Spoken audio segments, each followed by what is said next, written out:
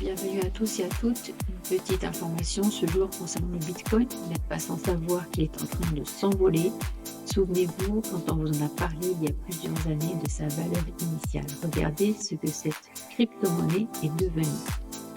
Toujours dans le mode de l'éducation, de vous faire parvenir des informations juste pour que vous preniez conscience de ce qui se passe en dehors des banques centrales. Il y a tout un monde de finances, au niveau de la crypto-monnaie, qui est en train de prendre place, qui est en train d'évoluer en lien avec l'actualité, les élections aux États-Unis et tout ce qui est en train de bouger en France.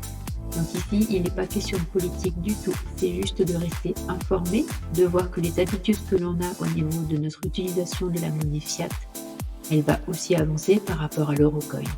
Donc je vous laisse regarder cette petite vidéo, ce petit résumé de l'actualité du Bitcoin, sans incidence majeure pour nous, puisque nous continuons à évoluer dans notre monde et dans l'écosystème de la finance décentralisée pour devenir autonome de nos actifs. Bonne écoute, bonne lecture à vous. Si vous avez des questions, comme d'habitude, je vous laisse les écrire dans les commentaires. Je vous répondrai avec plaisir. Ceci s'adresse aux novices. Voilà, c'est une sorte de petit décodage de ce qui se passe dans le monde de la finance décentralisée. En tout cas, pour ce qui se passe chez Xpro. Si vous voulez en savoir plus, vous avez d'autres vidéos. Je vous mettrai un petit lien pour la prochaine. À très vite et prenez bien soin de vous. Il n'est pas nécessaire de tout comprendre, mais juste d'être informé. Ceci nous permet de faire des choix dans notre vie. Quand on a l'information, on peut choisir A, B, C ou D. Quand on a juste le A et que ça nous est imposé, c'est beaucoup moins agréable. Qu'est-ce que tu en penses ? À très vite, merci. Les défis et opportunités du cours de Bitcoin. Le cours de Bitcoin a donné tort aux experts en n'atteignant pas du tout 100 000 $ ce week-end. À la place, la petite pièce orange stagne à 98 000 $ après une rechute à 96 000 $, à laquelle Jim Cramey n'est peut-être pas étranger. À quoi s'attendre pour la suite ? Deux phénomènes justifient les difficultés rencontrées par la petite pièce orange. Le premier, c'est l'hésitation des investisseurs crypto. Comme le démontre l'indicateur Order Book Skew Ratio, qui mesure le nombre de détenteurs souhaitant vendre et ceux qui souhaitent acheter, le statu quo est de mise. En effet, le nombre de liquidateurs qui se tiennent prêts à exploser au fur et à mesure que le prix du BTC s'est rapproché des 100 000 $.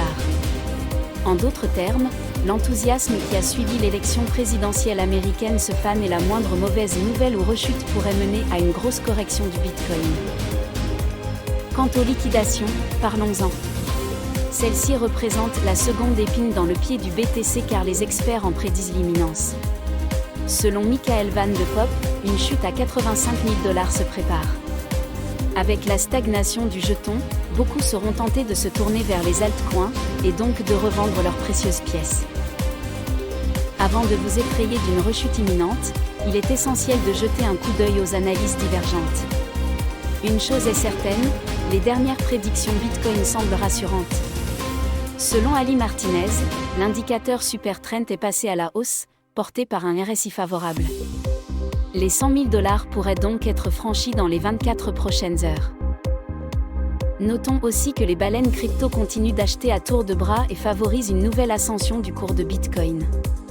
De même, le total des liquidations crypto a atteint plus de 495 millions de $ sur les dernières 24 heures, allégeant considérablement la pression de vente qui pèse sur le jeton.